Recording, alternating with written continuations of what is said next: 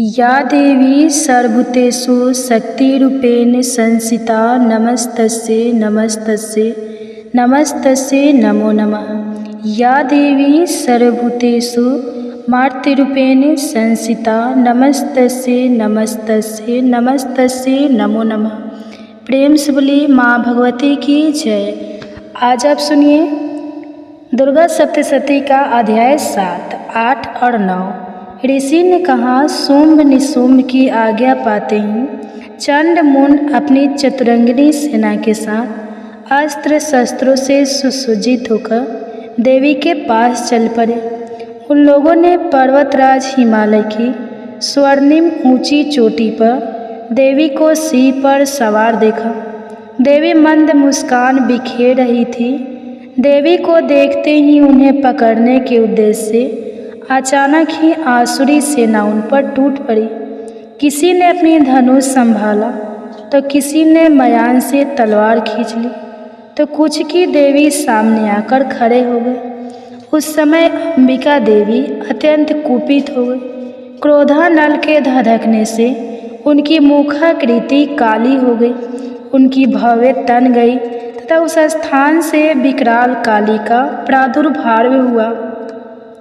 उनके हाथ में तलवार तथा पास था। वे चीते के चमड़े की साड़ी पहने नरमुंडों की माला से सुशोभित हो रही थी।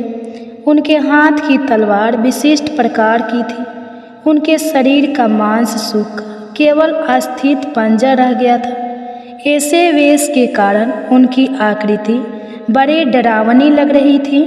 उनके विशाल मुख गहर में जीभ लपलपा रही थी, जिसके कारण वे बहुत ही भयंकर दिख रही थी।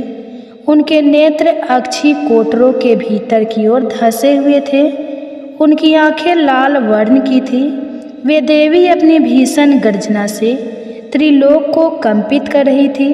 वे कालिका देवी मुख्य असुरों का वध करती हुई बड़े वेग से दैत्यों की सेना पर टूट पड़ी और उन सभी को अपना भक्ष्य बनाने लगी। वे विकराल देवी अपने एक ही हाथ से पकड़कर अग्ररक्षकों, अशुकधारी महाबली, बड़े बड़े वीरों तथा गल घंटधारी विशालकाय हाथियों को अपने मुख में भर लेती थी। इसी तरह हाथी, घोड़े, सारथी आदि को निकलकर भीषण आवाज में उन्हें चबा रही थी। किन्हीं किन्हीं राक्षसों से केस खींचकर, किन्हीं का गला मरोड़कर, किसी को पैरे तले रौंदकर एवं किसी को अपने वक्ष ग्रहर से यमालय भेज देती थी। दानव द्वारा छेपित अस्त्र शस्त्रों को वे मुंह में पकड़कर दांतों से पीस डालती थी। काली ने उन महाबली दैत्य समूहों को कुचल डाला। कितनों को ही उन्होंने अपना आहार बनाया तथा कितनों को रणभूमि से भागने में विवश कर दिया। कोई तलवार की धार से चीर डाले गए तो कोई खड्गवाग एक प्रकार की बड़ी तलवार से मार डाले गए और कितने ही उनके नुकीलों दांतों में पीस गए। इस प्रकार क्षण मात्र में ही देवी ने उस विशाल सेना का अंत कर डाला। अपनी सेना का इस प्रकार नाश होते देखकर चंड वेगपूर्वक काली की ओर लपक पड़ा। उसने अपने बाण बरसाकर तथा हजारों बार प्रयोग अपने चक्रों को चलाकर देवी को ढक दिया। देवी के मुख विवर में प्रविष्ट वे अनेकों चक्र ऐसे लगे मानो अनेक के सूर्यमंडल मेघों से ढक गए हों। काली ने कुपित होकर भयंकर गर्जना के साथ अट्टहास किया। उनके मुख के अंदर अदृश्य सी रहने वाली दंत पंक्ति चमक के कारण बहुत ही उज्जवल दिखाई पड़ रही थी। देवी ने अपनी लंबी तलवार से हा शब्द उच्चारित करते हुए चंड के बाल पकड़ लिए और अपनी तलवार से उसके मस्तक का सफाया कर दिया।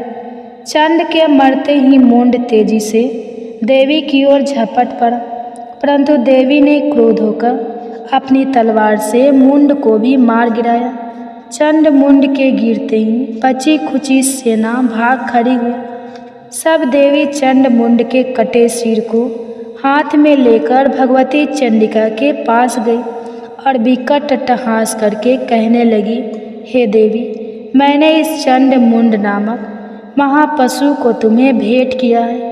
अब आगे युद्ध में शुंभ निशुंभ का वध तुम स्वयं ही करना। तदंतर ऋषि ने कहा, चंड मुंड के खंडित सिर को देखकर कल्याणकारिणी चंडी देवी काली से मधुर वचनों में बोली, हे देवी, तुमने मुझे चंड और मुंड को अर्पित किया है। अब से विश्व में तुम्हारी ख्याति चामुंडा के नाम से होंगी। इस प्रकार 7वां अध्याय समाप्त हुआ। प्रेम से बोली माँ भगवती की जय। अब सुनिए 8वां अध्याय। ऋषि ने कहना प्रारंभ किया, चंड मुंड की मृत्यु की खबर पाकर दैत्यराज क्रोध से पागल हो उठा। उसने अपनी संपूर्ण सेना को युद्ध की तैयारी करने को कहा। शुंभ ने कहा, आज उदायुध नामक 86 दैत्य सेनापति अपनी सेनाओं के साथ रणभूमि में चले। कुंभो नामधारी दानव के 84 सेना नायक अपनी सेनाओं को तैयार करके युद्ध स्थल में प्रस्थान करें। कोटिवीर्य वंश के 50 और ध्रुमु कुल के 100 सेनापति मेरी आज्ञा से आज युद्ध में चले। कालक, दौहद, मौर्य और कालके नामक दैत्य भी मेरी आज्ञा से तुरंत कूच कर दे। शुंभ सबको आदेश देकर हजारों बड़े बड़े दानव समूहों के साथ स्वयं रणभूमि में चल पड़ा। अपनी ओर विशाल आसुरी सेना को उन्मुख होते देखकर देवी चंडिका ने अपने धनुष की टंकार से समस्त क्षितिज और आकाश मार्ग को प्रकंपित कर दिया। साथ ही साथ देवी वाहन सिंह ने भी अपनी कर्कश ध्वनि में दहाड़ना शुरू कर दिया। देवी ने उस भीषण ध्वनि को अपने घंटे की आवाज़ से और भी कठोर बना दिया। धनुष की टंकार, सिंह की दहाड़ और घंटे के रौ में दिग दिगंतर पूरित हो गए। काली ने उस भीषण ध्वनि से अपने मुख को अपेक्षा अधिक विस्तृत कर लिया। इस प्रकार वह पूर्ण विजयिनी हो गई। उस भीषण कोलाहल को सुनकर आसुरी सेनाओं ने चंडिका, काली तथा सिंह को कुपित हो चतुर्दिक से घेर लिया। हे राजन, ठीक उसी समय ब्रह्मा, शिव, कार्तिकी, विष्णु तथा इंद्रादि देवों की महान बलवती शक्तियाँ भी उन लोगों के शरीर से बहिर्गत होकर देवी के पास दानव के विनाश एवं देवों के अभ्युत्थान के लिए पहुँची। असुरों से भिड़ने के लिए देवों के रूप, वेश, वाहन आदि के अनुरूप ही उनकी शक्तियाँ भी इकट्ठी हो गई। सर्वप्रथम हंसारूढ़ अक्षसूत्र और कमंडलू से सुसज्जित होकर ब्रह्मा जी की शक्ति निर्गत हुई। उसी शक्ति को ब्रह्मानी भी कहा गया है। शिव की शक्ति वृषभासीन होकर हाथों में त्रिशूल, ब्याल, कंकन और मस्तक पर चंद्र रेखा से सुशोभित हो आ गई। कार्तिकी की शक्ति मयूरासीन हो हाथ में शक्ति धारण करके रणभूमि में उपस्थित हुई। इसी प्रकार विष्णु की शक्ति गरुड़ारूढ़ होकर शंख, चक्र, गदा, धनुष तथा खंडक लिए आधम की। भगवान की यज्ञवाड़ा रूप धारणी शक्ति भी शूकर के वेश में वहाँ प्रकट हो गई। भगवान नरसिंह की नरसिंही शक्ति भी उन्हीं के जैसा रूप बनाकर आ गई। इसके आयालों के फहराने से आकाश तरिकाएँ मानो बिखर पड़ती थी। इसी प्रकार हाथ में ब्रज लिए ऐरावत हाथी पर आरूढ़ होकर इंद्र की शक्ति भी वहाँ उपस्थित हो गई। इंद्र की शक्ति भी उन्हीं के समान हजारों आँखों वाली थी। उन संपूर्ण देव शक्तियों से पूर्ण शिव जी ने देवी चंडिका से कहा, अब तुम मेरी प्रसन्नता के लिए शीघ्र ही इन असुरों का संहार करो। इतना सुनते ही देवी के शरीर से अत्यंत विकराल एवं उग्र रूप वाली चंडिका शक्ति की उत्पत्ति हुई, जिसके द्वारा सैकड़ों सियाड़ियों की सी ध्वनि निकल रही थी। उस अपराजिता देवी ने धूसर वर्ण वाले जटाधारी शिव जी से कहा, भगवान, आप शुंभ निशुंभ के पास दूत बनकर जाइए। वहाँ जाकर आप उन दोनों दानव और उसके साथियों से संदेश कहिए कि हे दानव, यदि तुम सब जीवित रहने के इच्छुक हो तो सभी पातालपुरी को वापस लौट जाओ, जिससे इंद्र को त्रिलोकी का राज्य प्राप्त हो और सभी देव अपने अपने यज्ञ भागों का उपयोग करें। यदि तुम मर्द गर्वित हो, युद्ध करना चाहते हो, तो आओ, मेरी योगिनियाँ तुम्हारे कच्चे मांस को चबाकर तृप्त होंगी। उन देवी ने भगवान शिव को दूत का कार्य सौंपा था, इसलिए वह जगत में शिव दूती के नाम से विख्यात है। शिव जी के मुख से ऐसी बात देवी के सुनकर दैत्य समूह क्रोधित हो उठा और उसी क्षण वे सब कात्यायनी की ओर झपट पड़े। तत्पश्चात वे सभी दानव क्रोधपूर्वक देवी पर अपने बाण, शक्ति, ऋषि आदि अस्त्रों की भयंकर वर्षा करने लगे। देवी ने प्रत्युत्तर में अपने धनुष की टंकार करके दैत्यों द्वारा प्रक्षेपित बाण, शक्ति, परशु आदि को सहज ही काट गिराया। तदंतर काली आगे बढ़कर अपने शूलाघात से दानव को चीरने लगी और खंडवाग द्वारा उनका विनाश करती हुई रणस्थल में घूमने लगी। ब्राह्मणी जिधर भी निकल पड़ती थी, उधर के असुरों को अपने कमंडलों के जल छिड़ककर उन्हें श्रीहत बना देती थी। महेश्वरी ने त्रिशूल, वैष्णवी ने चक्र तथा कार्तिकी ने अपनी शक्ति के बल से दानव को कुचलना प्रारंभ कर दिया। इंद्रादि द्वारा ब्रजाघात से आहत राक्षस सैकड़ों की संख्या में खून से लथपथ होकर भूमि पर गिर पड़े। विष्णु की बराही शक्ति ने अपने थूथुन पर गिरे हुए विष्णु की बराही शक्ति ने अनेकों राक्षसों को पृथ्वी पर गिरा दिया। दाढ़ों की मार से कितनों की छाती को विदारित कर दिया तथा कितने ही वैष्णवी के चक्र से घायल होकर भूमि पर गिर पड़े।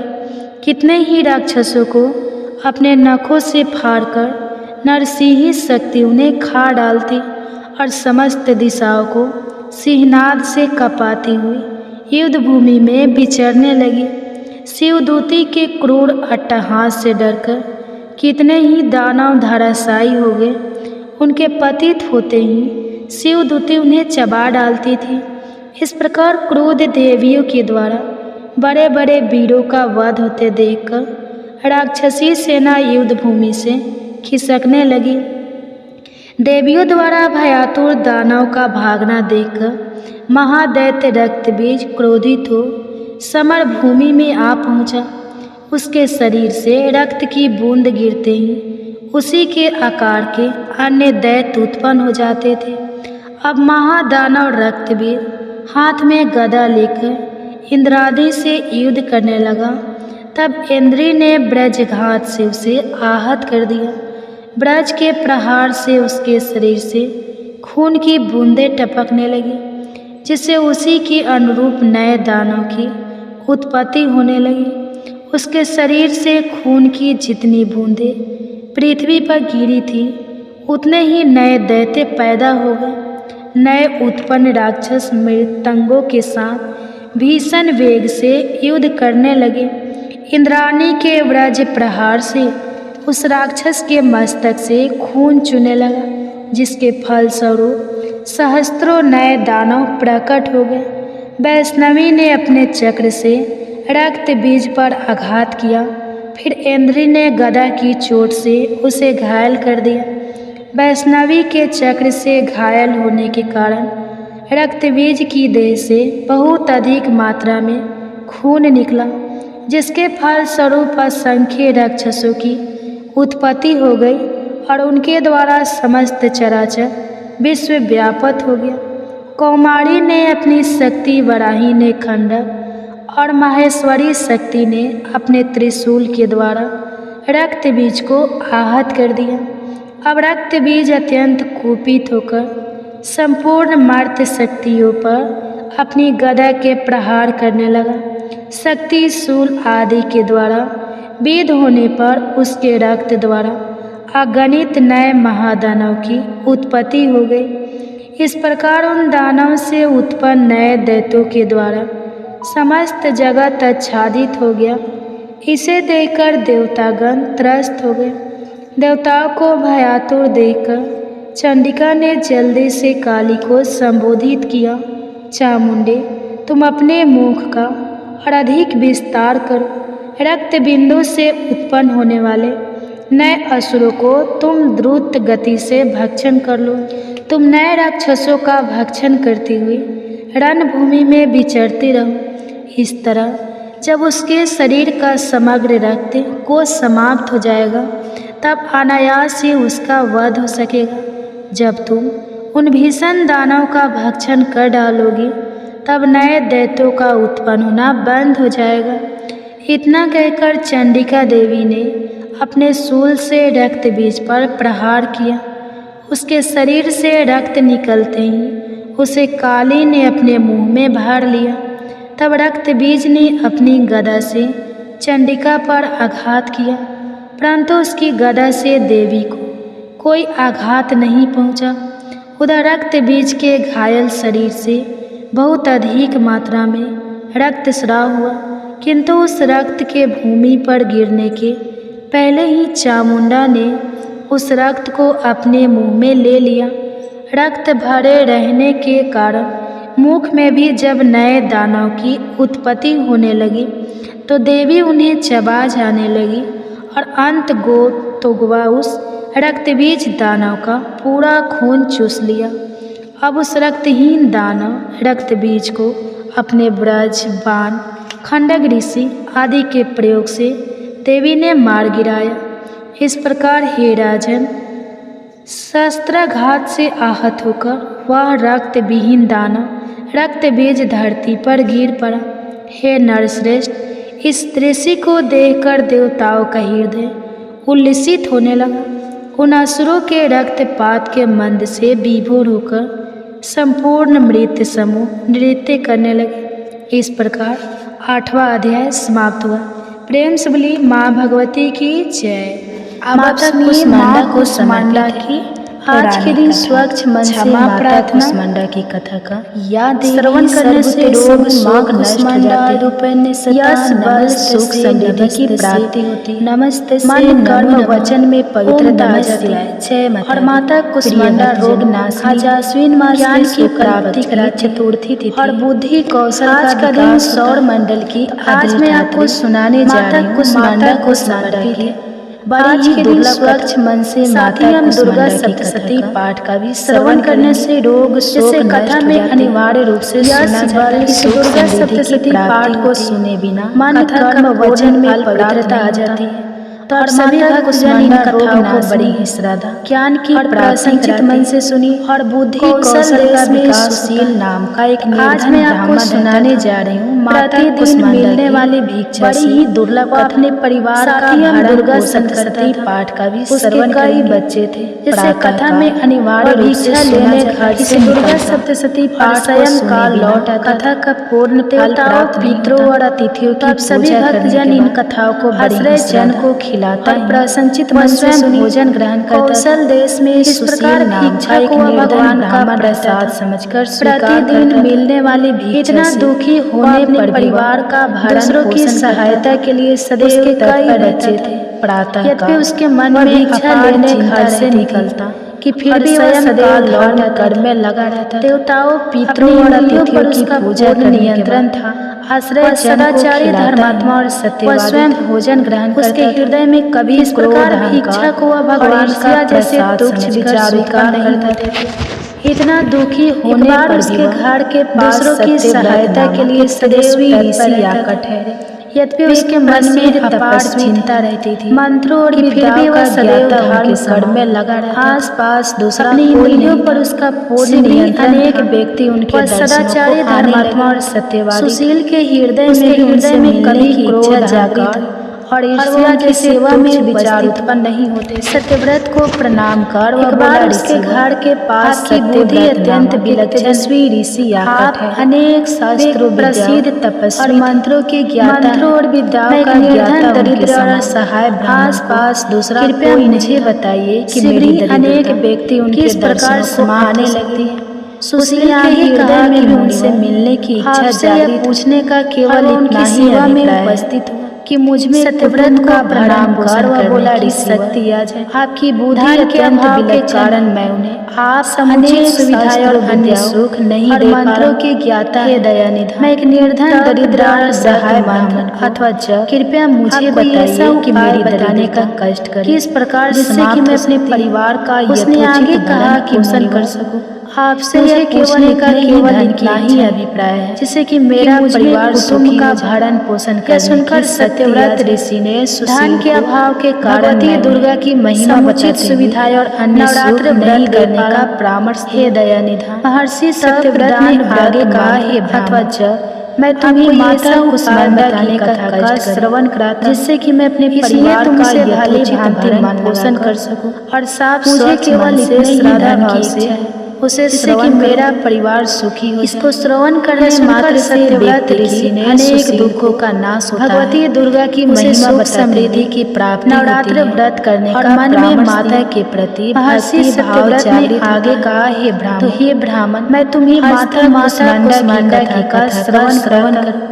इसलिए तुम उसे भली भांति मन लगाकर, यह उस समय की बात है जब श्रद्धा भाव से अंधकार से श्रवण करूं।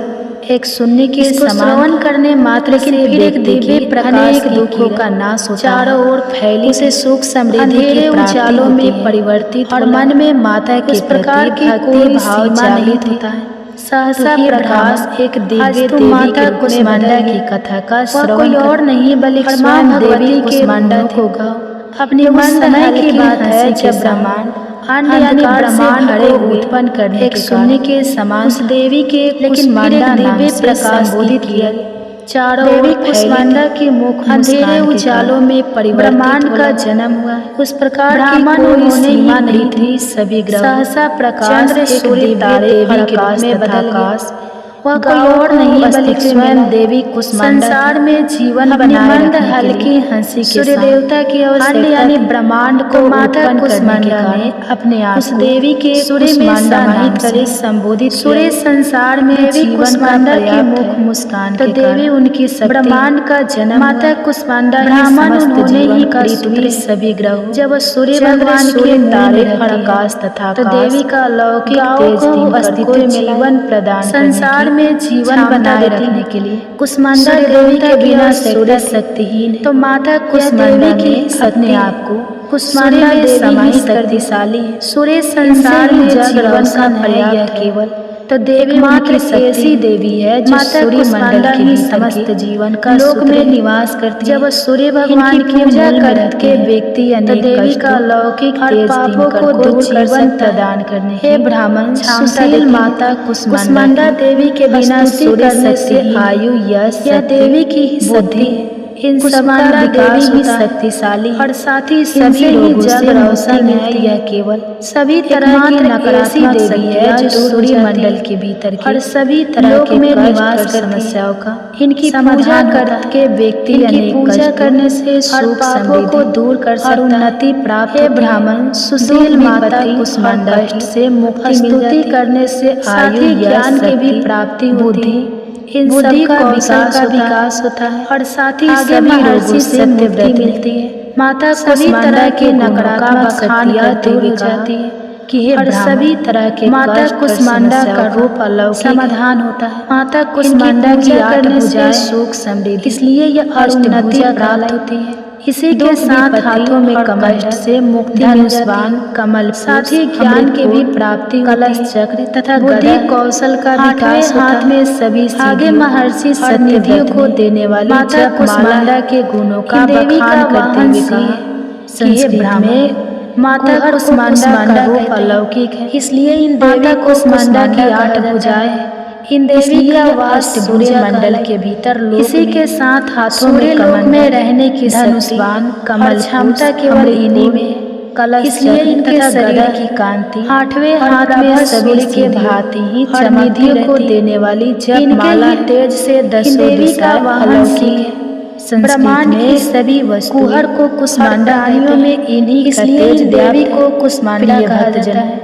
इस तरह महर्षि सत्य मंडल के भीतर सुशील ब्राह्मण को नवरात्रि लोक में रहने की शक्ति सुशील ब्राह्मण ने सत्य व्रत को अपना गुरु बना इनके शरीर की कांति माया बीज नामक भुवनेश्वरी मंत्री चमकती रहती है। इसके बाद नवरात्रि से दसों दिशाएं नियमित जप ब्रह्मांड की सभी वस्तुएं उसने भगवती दुर्गा रानियों में इन्हीं का तेज व्यापूर्वक आराधना प्रिय भक्तजन 9 वर्ष तक महर्षि सत्य व्रत ने सुशील ब्राह्मण को नवरात्रि व्रत करने का परामर्श निरंतर जब सुशील ब्राह्मण ने सुशील की भक्ति से प्रसन्न होकर उनसे मायावी वर्ष की नवरात्रि मंत्र अष्टमी की आधी रात को देवी नवरात्रि व्रत साक्षात प्रकट मंत्र का नियमित सुशील ब्राह्मण को उसका अभीष्ट उसने भगवती दुर्गा की श्रद्धा उसे संसार का पूर्वक वैभवेश्वर 9 वर्षों तक प्रतीक नवरात्रि में इस प्रकार भगवती दुर्गा के माया बीज मंत्र का अपने भक्त सुशील के सभी कष्टों को सुशील की भक्ति से प्रसन्न अतुल धन संपदा वर्ष की नवरात्रि में और समृद्धि प्रदान की आधी रात को देवी माता कुष्मांडा की प्रकट हुई। दुर्गा सुशील ब्राह्मण को उसका अभीष्ट वर प्रदान प्रिय भक्तजनों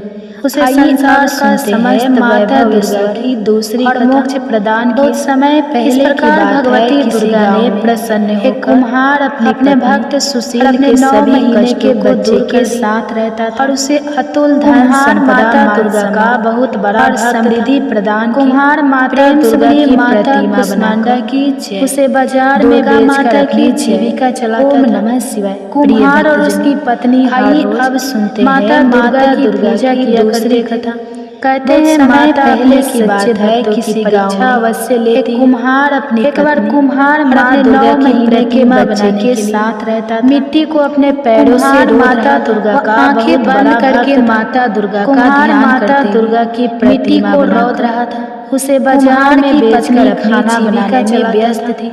कुम्हार बच्चे को बाहर चारपाई पर माता दुर्गा की पूजा किया। अचानक बच्चे की कहते हैं माता अपने बच्चा खेलते खेलते बाहर से लेती जहाँ पर एक बार कुम्हार माँ दुर्गा की प्रतिमा बनाने ध्यान में मग्न हो मिट्टी को अपने पैरों से मिट्टी को आंखें बंद करके माता दुर्गा का ध्यान करता उसके पैरों मिट्टी को रौद रहा था और कुम्हार ने अपनी बच्चे खाना बनाने में अपने पैरों से मिट्टी के साथ रौद बाहर चारपाई पर सुलाकर चली मिट्टी खून अचानक बच्चे की नींद अचानक जब वह बच्चा खेलते खेलते भोजन पकाकर बाहर जहाँ पर उसका तब उसका बच्चा चार माता दुर्गा के ध्यान में इसलिए वो अपने पति के पैरों से मिट्टी को मिट्टी को रौद अचानक कुम्हार का अचानक उसका ध्यान कुम्हार के पैर पर पड़ गया और कुम्हार ने अपने बच्चे हाथ को पकड़कर पैरों से मिट्टी के साथ रौद दिया। तब जाकर कुम्हार अपनी पैरों हवास में उनसे सन गए। देख अचानक जब बच्चे की माँ बेटे को हाथ में लेकर रोने लगे तब उसका बच्चा चारपाई पर नहीं मिला अपने ही बच्चे इसलिए वो अपने पति के पास माता दुर्गा की प्रतिमा मिट्टी को रौद रहा था। वह अचानक उसका ध्यान कुम्हार के पैर कुम्हार बोला कि मैं तो कुम्हार के हाथ को पकड़कर मिट्टी से यदि हमारा बच्चा हमें नहीं मिला तब जाकर हम दोनों अपनी जान हवास में आता है। माता दुर्गा देखकर कुम्हार और उसका प्रकट हुई बेटे को हाथ में लेकर कुम्हार के बच्चे जैसा कि मैंने यह क्या पुतला तैयार किया अपने ही बच्चे और माता रानी ने अपनी माता दुर्गा की प्रतिमा में प्राण डालकर कुम्हार और उसकी पत्नी गिराने बच्चे को पाकर कुम्हार बोला कि मैं तो आपकी ही और माता रानी का जयकार यदि हमारा बच्चा हमें देवी माँ अपने भक्तों की दोनों अपनी जान ले देंगे। माता दुर्गा दोनों माँ भवानी की प्रकट हुई। ओम नमः शिवाय। उसी मिट्टी से कुम्हार के बच्चे आज मैं अब आपको सुना रही पुतला तैयार नवरात्रि में और माता रानी ने अपनी शक्ति दुर्गा सप्तशती पुतले में प्राण डाल दुर्गा सप्तशती पाठ का अध्याय 1, 2 और 3 का वर्णन बहुत प्रसन्न। सबसे पहले आप सुनिए माता रानी का इस अध्याय में मेधा ऋषि का देवी माँ अपने भक्तों की समाधि के देवी की महिमा बताने का वर्णन बोलिए माँ भवानी महर्षि मार्केंडेय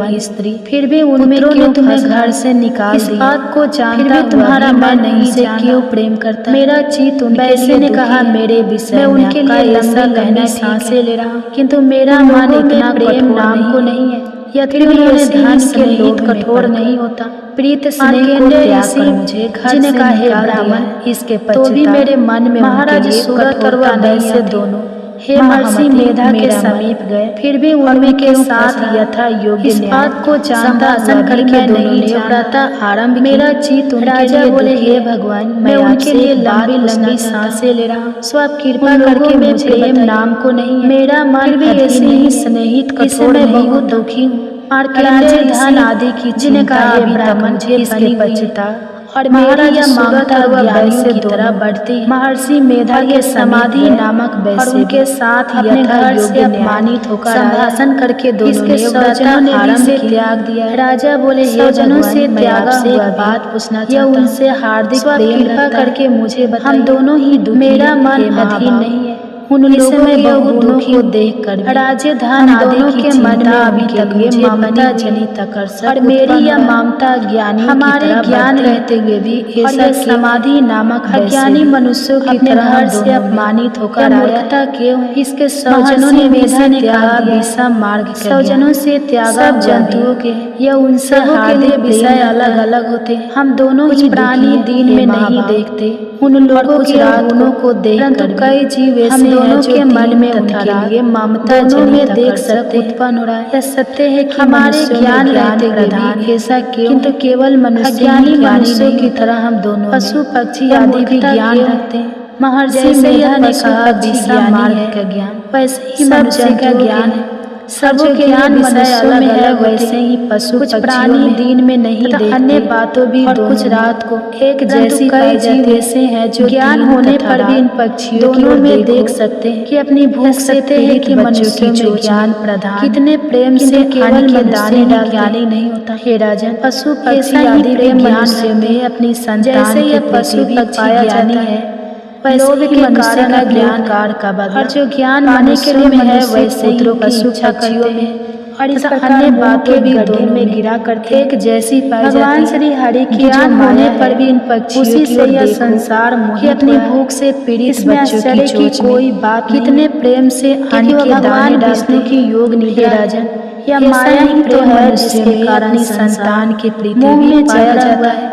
यही महामाया अपने देवी ज्ञानियों के चित पाने के लिए मनुष्य पुत्रों की इच्छा में डाल देती और इस प्रकार उसी के द्वारा गिरा करने जगत की उत्पत्ति भगवान श्री हरि की जो यही भगवती देवी उसी से यह संसार मनुष्य को मुक्ति प्रदान इसमें आश्चर्य की कोई यही संसार के बंधन का भगवान विष्णु की संपूर्ण ईश्वर की माया ही तो है जिसके महाराज शरत ने पूछा मुंह में जकड़ा हुआ वह देवी यही महामाया महामाया ज्ञानियों के चित ये ब्राह्मण बलपूर्वक कैसे कर मन में डाल का कार्य क्या है और उसी के द्वारा चरित्र कौन जगत की उत्पत्ति होती है उसका जैसा भगवती देवी जैसा स्वरूप हो मनुष्य को सबकी प्रदान करके मुझसे कहिए यही संसार के बंधन का कारण है। महर्षि मेधा बोले, राजेश्वर के भी देवी तो नित्य महाराज शरत ने उसके द्वारा यह संसार देवी कौन सी है जिसको आप महामाया एक प्रकार से होते ब्राह्मण वह कैसे उत्पन्न हुई और उसका कार्य क्या कार्य सिद्ध उसके चरित्र कौन कौन से हैं प्रभु उस समय वह उसका जैसा प्रभाव हो जैसा संसार को जलमय करके जब भगवान कृपा करके मुझसे निद्रा का आश्रय आपसे सुनना चाहता सैया पर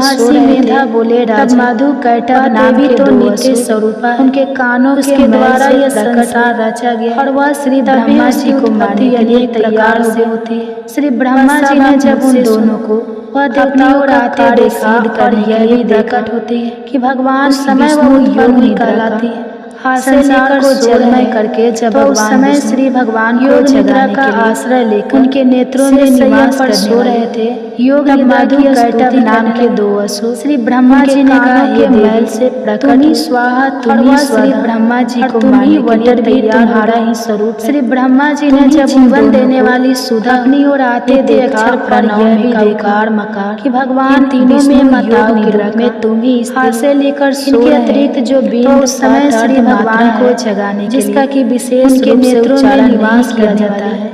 योग निद्रा की स्तुति करने नहीं हो श्री ब्रह्मा जी ने सविते और पर जननी स्वाहा तुम्ही स्वस्य को धारण करने वटर भी तुम्हारा इस जगत की रचना की तुम ही जीवन देने वाली इस जगत का पालन करने अक्षर प्रणव में कौकार के अंत में सब तीनों में मताओं के रूप में तुम ही देवी जगत के अतिरिक्त जो समय तुम सर्द मात्रा होती हो जिसका पालन काल में उच्चारण नहीं किया जाता है और कल के अंत में सहार रूप धारण कर ले देवी संध्या सावित्री और महामाया तुम्ही महामेधा महारा को धारण कर रात्रि तुमने इस जगत की रचना की देवी और तुम्ही इस जगत का पालन करने माँ भगवती की जय कल्प के अंत में सबको भक्षण